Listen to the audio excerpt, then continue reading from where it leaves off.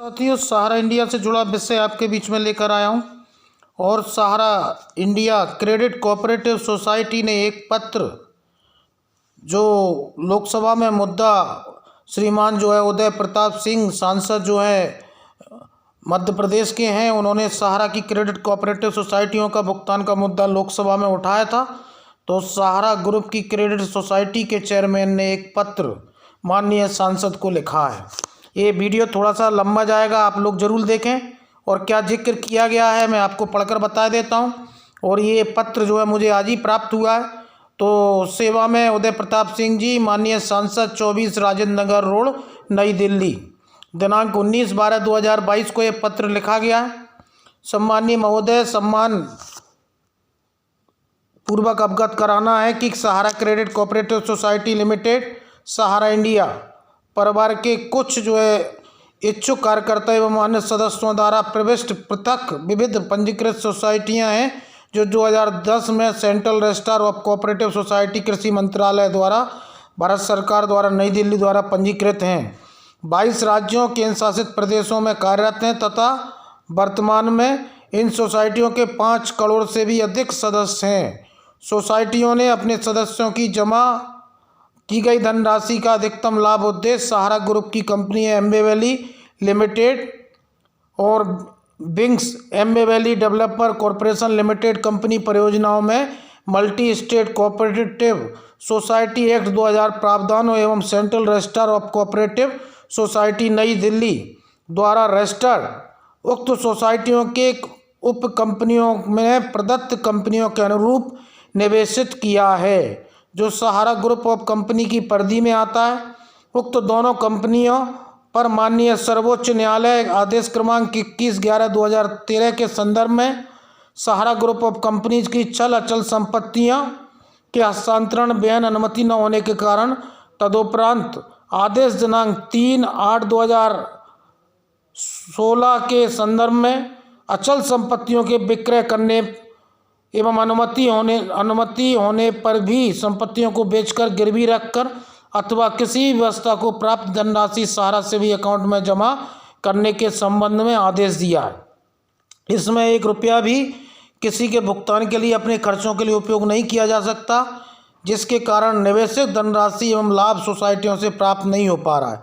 भुगतान में विलम्ब होने के कारणों का एक कारण यह भी है कि सोसाइटी के व्यवसाय पर central registrar cooperative society New Delhi द्वारा अस्थायी रोक लगा दी गई है, जिसका सम्मानित उच्च न्यायालय नई दिल्ली में प्रकरण लंबित है।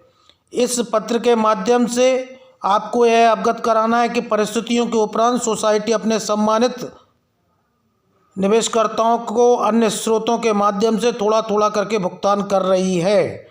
कुछ जगह सम्मानित निवेशक कार्यकर्ता द्वारा पुलिस प्रशासन के समक्ष यह प्रस्तुत किया जा रहा है कि जमा धनराशि का दुरुपयोग किया जा रहा है। ये पत्र थोड़ा सा बड़ा है, बने रहे हैं आप लोग। और धनराशि का भुगतान न करके उन्हें छला जा रहा है, जबकि आरोप सरासर निराधार हैं, क्योंकि इस तरह की मंशा हमारे प्रबंधन की कमी नहीं रही। हमारे प्रबंधन ने स्वयं आगे आकर समाचार पत्रों में विभिन्न माध्यमों से अवगत कराया है कि विविध कारणों से वर्तमान में भुगतान में विलंब की स्थिति अवश्य है, परंतु सभी भुगतान किया जाएगा। ऐसे समस्त सम्मानित निवेशकगण जो हमारे वर्तमान परिस्थितियों में बने हुए हैं, विलंबित अवधि का ब्याज के साथ में भुगतान किया जाएगा। सहारा विगत 44 वर्षों से देश के सुदूर क्षेत्रों में जाकर जनमानस को बचत करने की आदत दिखाई है, जिसके कारण मध्यम वर्ग के लोगों ने योजनाओं में इसमें जो है निवेश किया।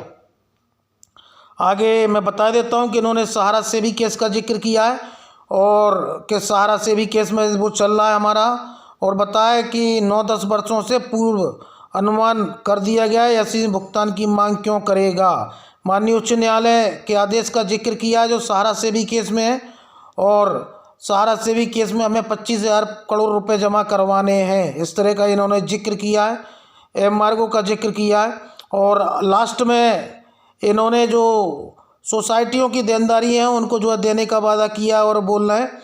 लास्ट में इन्होंने बोला है कि महोदय, जैसा आपको उपरोक्त वर्णित किया गया है कि लगभग 5,000 कार्यालयों के माध्यम से अपने परिवार का जीवन यापन करने वाले 13 लाख बेरोजगार का सामना कर रहे हैं, उनके परिवार भुखमरी में आ गए। अनुरोध है कि आप महोदय विनम्र निवेदन है कि संस्था की परिस्थितियों, संस्था के जुड़े लाखों कार्यकर्ताओं और करोड़ों निवेशकों की स्थिति को ध्यान में रखते हुए सेबी को सलाह दें कि सर्वोच्च न्यायालय के आदेश दिनांक 5/12/12 के पालन करें और 25,000 करोड़ रुपए जो है सहारा को वापस मिलें। साथ ही सहकारिता मंत्रालय को हमें व्यवसाय करने की अनुमति देने का सुझाव इन्होंने जो है सहारा के क्रेडिट कोऑपरेटिव सोसाइटी के चेयरमैन ने जो है श्रीमान सांसद उदय प्रताप सिंह को दिया। तो मैं बता दूं कि सहारा इंडिया का भुगतान न होने के मुद्दे पर उदय प्रताप सिंह ने जो है संसद में अपना प्रश्न उठाया था और सहारा क्रेडिट कोऑपरेटिव सोसाइटी के चेयरमैन इनको सहारा ग्रुप ऑफ कंपनी की परिधि का जो है नियम और कानून समझा रहे हैं और ये बता रहे हैं कि हमने सोसाइटियों के बायलॉज के नियम अनुसार सहारा की क्रेडिट सोसाइटियों का निवेश हमने एम्बे वैली में किया और ये क्रेडिट सोसाइटियों के 2002 बायलॉज के जो है हमने पालन किया। तो मैं कहना चाहता हूँ कि ये श्रीमान चेयरमैन निरंतर जो है झूठ बोल रहे हैं। ये 2002 सोसाइटियों की बायलॉज का घोर उल्लंघन है। दूसरा, सहारा क्रेडिट कोऑपरेटिव सोसाइटी से जुड़ा भुगतान के मुद्दे पर इन्होंने सांसद महोदय को पत्र में लिखा है। तो हम सेबी के पास अपनी भुगतान की पीड़ा लेकर जाते हैं और सेबी ये कहता है कि हमें दूर दूर तक आपसे वास्ता नहीं है। सहारा क्रेडिट सोसाइटियों को लाइसेंस सहकारी मंत्रालय ने दिया और इसकी जिम्मेदारी और जवाबदेही भी इसी की है। तीसरा कि आज ये जो हैं कह रहे हैं कि हम भुगतान कर रहे हैं और इन सोसाइटियों का भुगतान किया जा रहा है, तो ये निरंतर जो है झूठ और झूठ और झूठ बोल रहे हैं। कोई भुगतान नहीं किया जा रहा। दूसरा, ये सांसद महोदय को ये कह रहे हैं कि आप सेबी से कहें हमारा भुगतान मिले, तो आप सम्मानित सुप्रीम कोर्ट के 25,000 करोड़ को जमा करने के आदेश को आज तक पालन नहीं कर पाए। सेबी एक जांच संस्था है, सुप्रीम कोर्ट का आदेश है। दूसरा कि ये बोल रहे हैं कि हमारे जो है सोसाइटियों में आप सहकारिता मंत्रालय से बोलें कि हम पर रोक हटाए, तो सहकारिता मंत्रालय कैसे आप पर रोक हटाएगा? आप भुगतान नहीं दे रहे हैं, आप जो कन्वर्जन कर रहे हैं उसको भुगतान का नाम दिया जा रहा है और ये बोल रहे हैं कि हम जो है विलंबित अवधि का ब्याज देंगे। तो मैं कहना चाहता हूं कि अगर आपने निवेश किया और आपकी जो एफडी 2020 में पूरी हो गई तो ये 2020 का ही भुगतान कर रहे हैं। इनके कथनी और करनी में कई तरह का अंतर है और ये सम्मानीय सांसद महोदय को भी गलत दस्तावेजों पर गुमराह कर रहे हैं। गलत दस्तावेजों पर गुमराह किया जा रहा है।